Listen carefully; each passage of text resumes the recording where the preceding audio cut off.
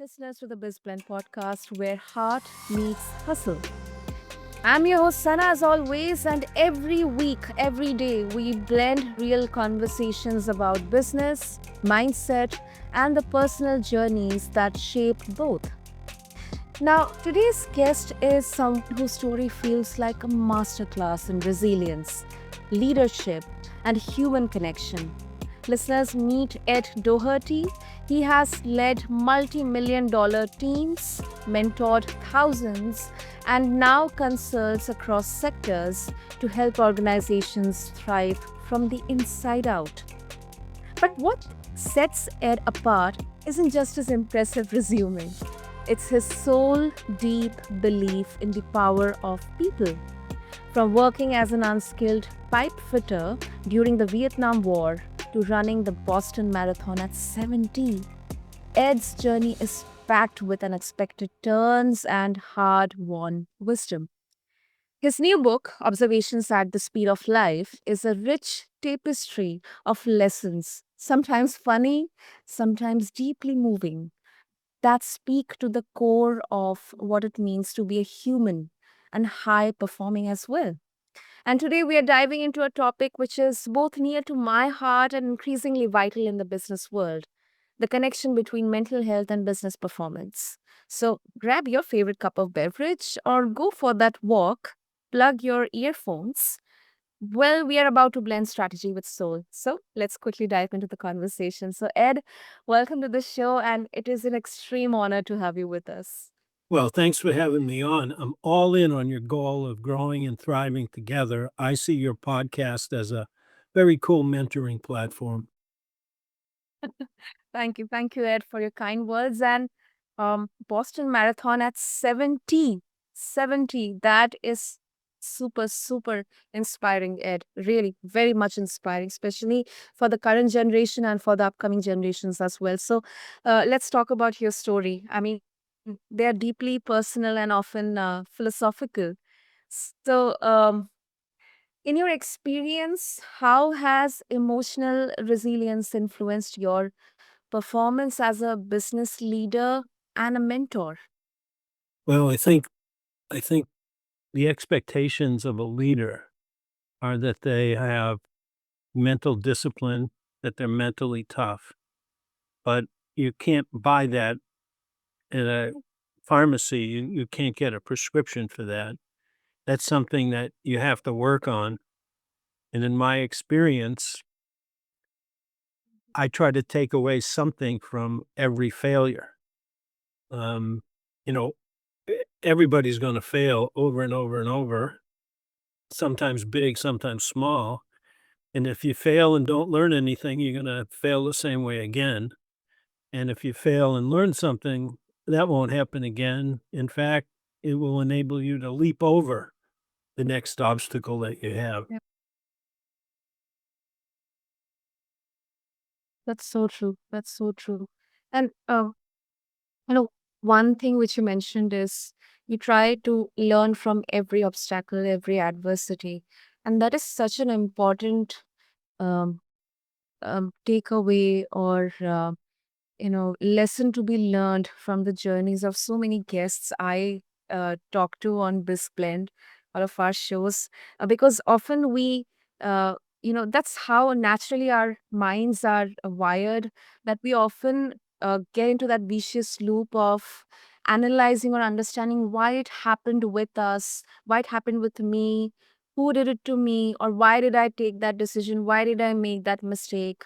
It's always, it's sometimes we judge so much ourselves, Yeah. but that time when we are judging ourselves, I think that time is the one where we can learn from our mistakes and make sure to become better versions of ourselves. Yeah, your eyes are in the front of your head for a reason. Um, Dwelling on the past too much. You need to learn from the past, but you don't need to dwell on the past. One of the stories that I tell, and this is in the book, is I was responsible for 56 restaurants in the Los Angeles area. Um, and my regional vice president wanted to visit some of my stores with me. So I picked him up in the car. We drove around Los Angeles, visited stores, inspected them, talked to the managers, talked on the ride between. And on the way back, because at that time I was driving about 1,000 miles a week, I stopped at this one gas station. I pulled into the exact same pump. I had my credit card in the visor. I had a receipt envelope ready to go. I get out, I get gas, I get back in. And as we were driving back to the office, the regional vice president said to me, Ed, after spending the day with you, what I think you do best in your job is get gas. Mhm. I don't have anybody else that gets gas as well as you do. He says, but if you Wow. don't more things good or better, you're just not going to make it. And so what happened is, obviously I failed that day, but what happened was I listened to him, and because of my attitude about accepting feedback, he started coaching and mentoring me, and instead of beating me up verbally, and gradually things got better, significantly better. And eventually they needed someone to take over the San Francisco region of this restaurant chain. And the guy who got gas was picked to do that. A few years later, that same regional vice president moved into the corporate office, and they needed someone to become the regional vice president. And the guy who just a few years before got gas as his top skill became the regional vice president. And I would tell you that if I didn't have the right attitude and have my eyes in the front of my head and accept feedback, my career might have been very different. Wow. Wow.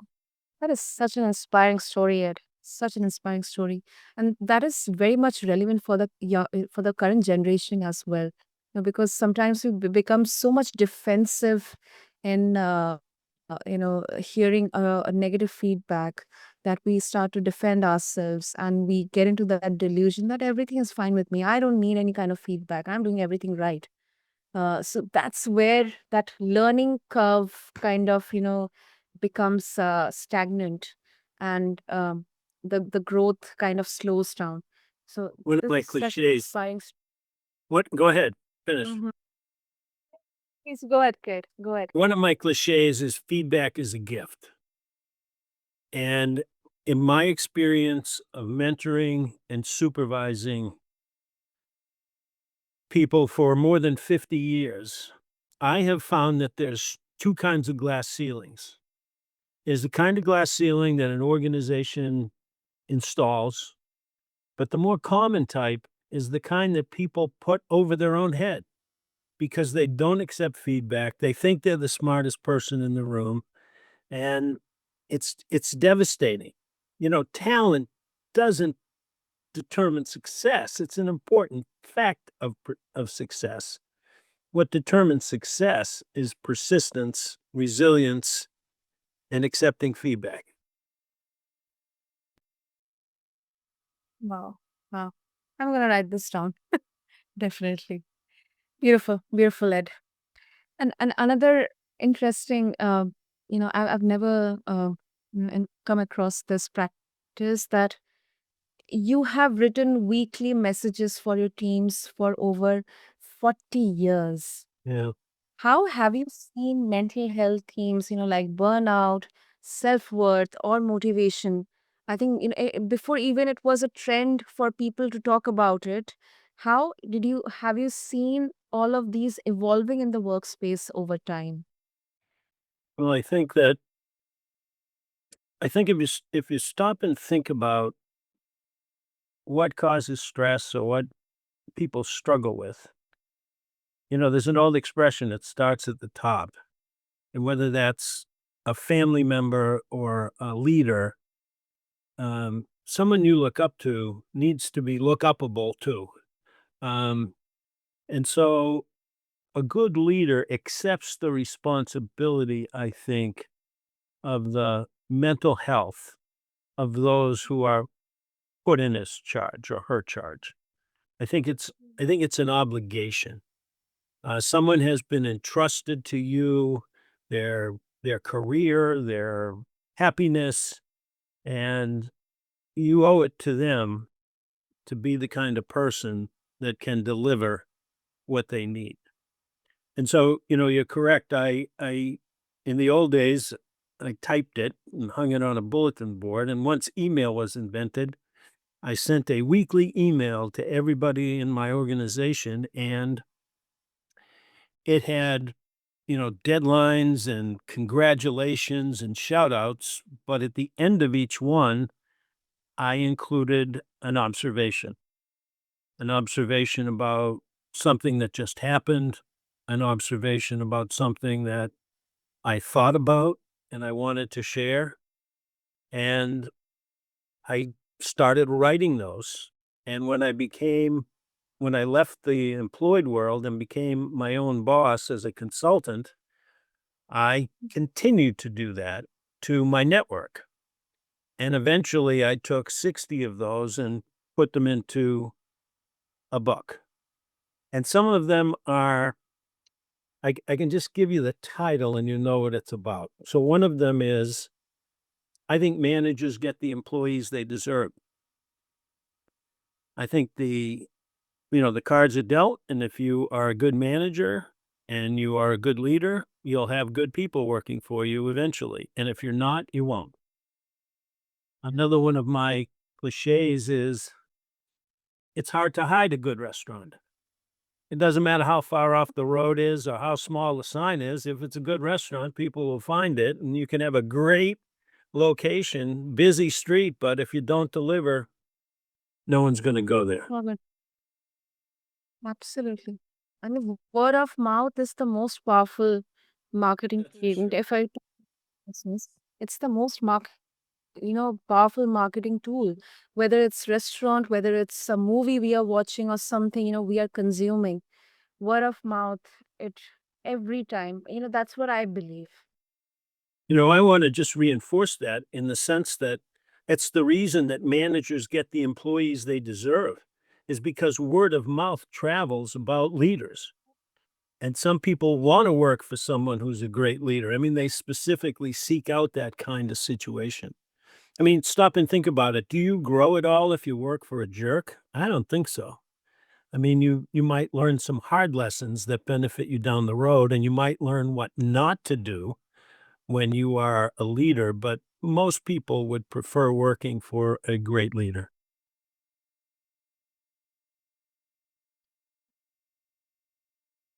Oh, some super golden nuggets to take away from this conversation, Ed. And let's talk about your current consulting work, um, because you have been with people from the time when um, you know topics like burnout, self-worth, motivation, people management even was not discussed.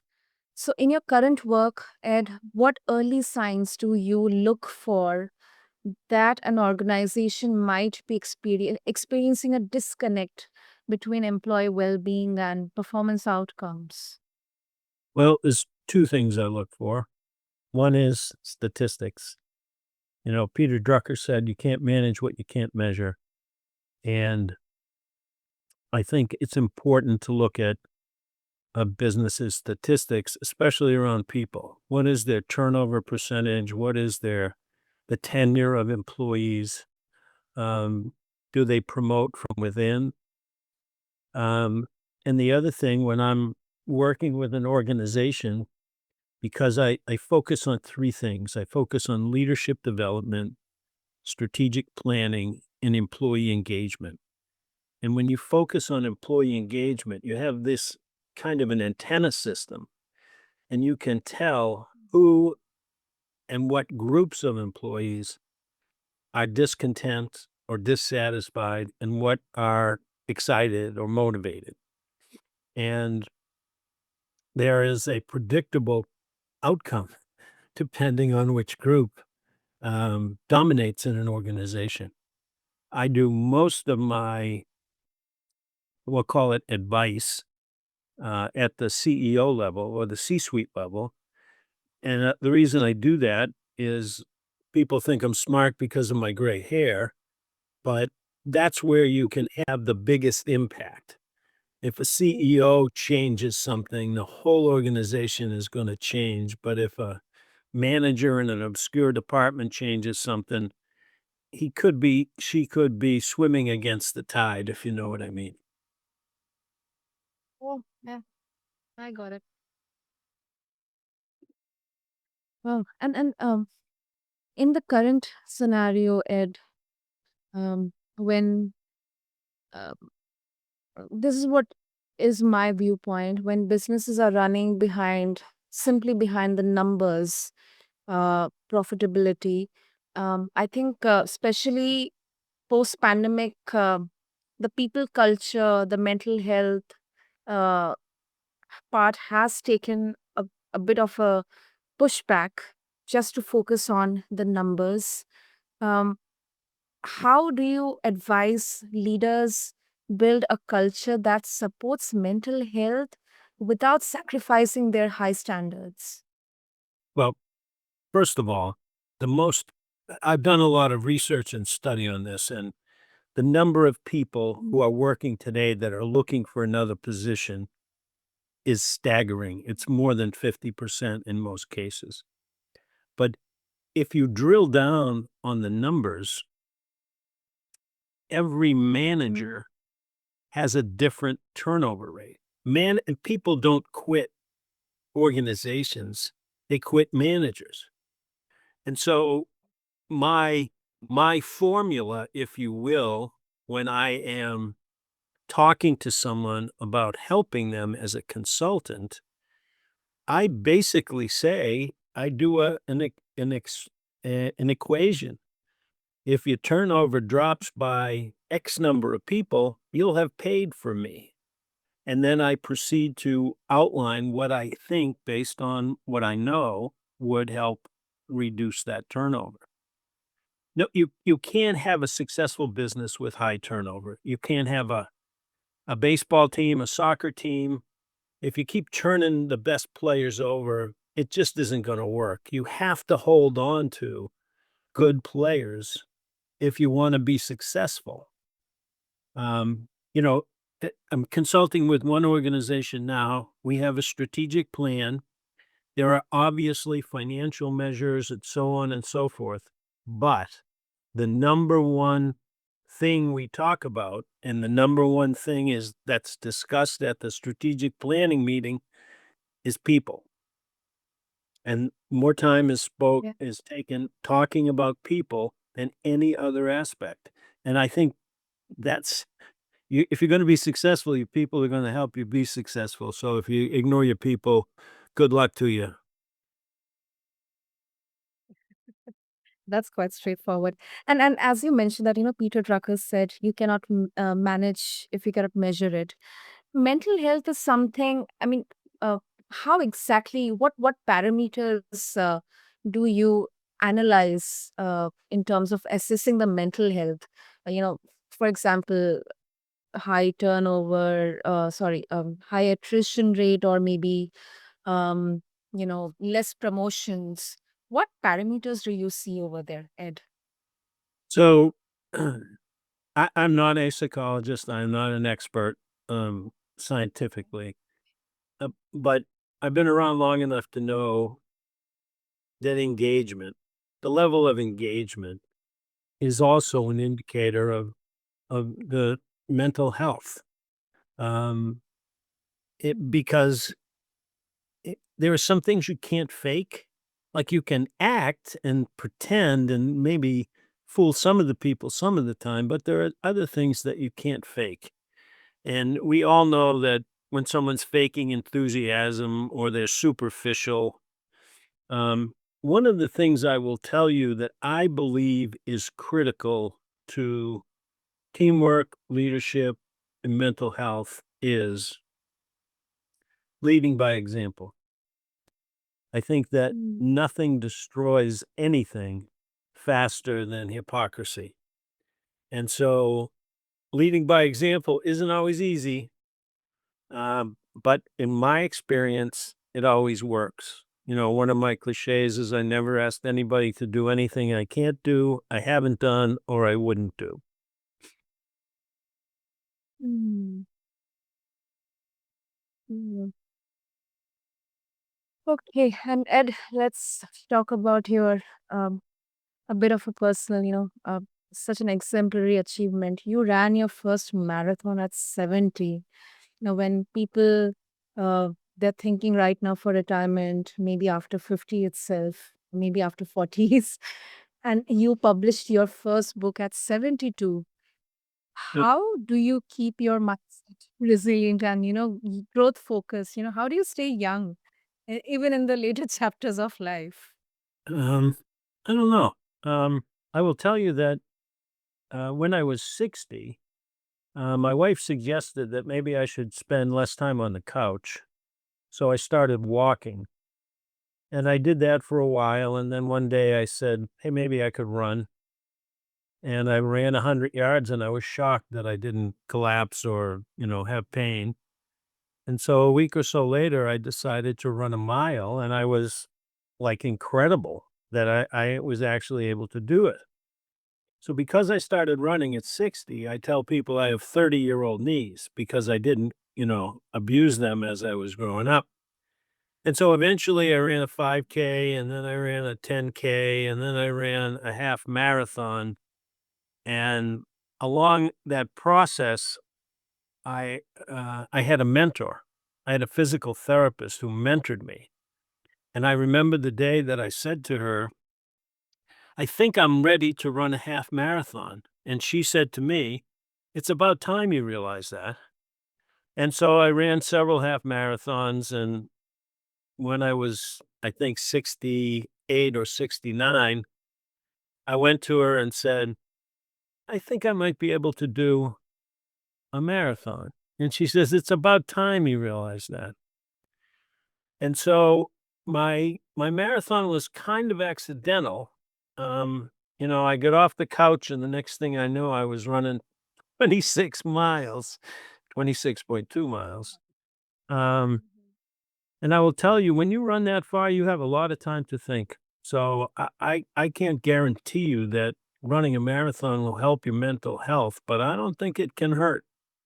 Because there's all kinds of things, all kinds of benefits from stress reduction to I listen to audiobooks to daydreaming to making plans. It just worked. Um, but the question that you asked, some people say it a different way. They said, "When are you going to slow down, Ed?" Um, and I said, I don't think I'm ever going to slow down. This is who I am. I want to keep going and going and going and learning and developing and getting better and making a bigger impact. I'm also a very active volunteer for a couple of organizations, including being on several boards. And I'm just giving back. And, one time someone asked me why I volunteered, and I said, don't tell anybody, but it's because of the way it makes me feel. And I think that people who don't volunteer are missing out on a huge resource, because volunteering makes you feel good about yourself. And that's kind of the key to mental health, in my opinion. Technically, it will, sound selfish, but I think, definitely there has to be an internal motivation because that itself gives that purity of goodness in volunteering. If you're helping yourselves, you're helping others as also, and vice versa. So that is really, really inspiring. Very much inspiring, Ed. Thank you. So if our listeners would like to connect with you and if they would like to get a hold of your new book, Observations at the Speed of Life, how they can do that, Ed? So, Observations at the Speed of Life is on Amazon. Um, you can also, I think, get it at my website, which is observationsatthespeedoflife.com. The book is also being published in Spanish, and I just finished narrating the book myself. And the reason I did that is people I haven't seen in years who've read the book say that they can hear me when they read it. And that's because I write like I talk. And so I didn't want someone else narrating my book, so I narrated it myself. Now I'm not a professional narrator, and I might have burped a couple of times in it, one of the stories, but if you get the audiobook, which I think will be released next month, you're gonna hear me, and that's kinda what I wanted.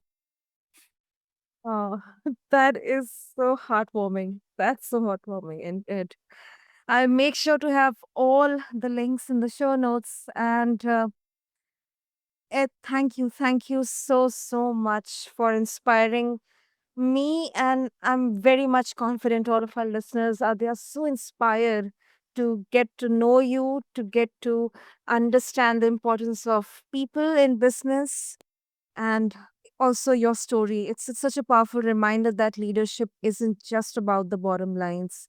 It is about showing up. It's about being open to feedback, staying curious, and choosing growth at every stage of life. So thank you once again, sir. Thank you. Well, I'm honored to be a guest on a podcast that's trying to help people. So thank you for having me. And to all of my listeners, if you have ever questioned whether it's too late to begin again, this conversation is your permission slip. Whether you are building a business, leading a team, or simply trying to be a better version of yourself, you are not alone. So take all the golden nuggets from today's conversation and make sure to refer to the show notes to find Ed's book, Observations at the Speed of Life. Check out the Audible version as well. And I highly recommend it because it is Ed speaking directly to you, talking directly to you as a wise mentor in your back pocket. Until next time, keep blending the business of life with the heart of who you are. This is your host, Sana, signing off from BizBlend. Thank you.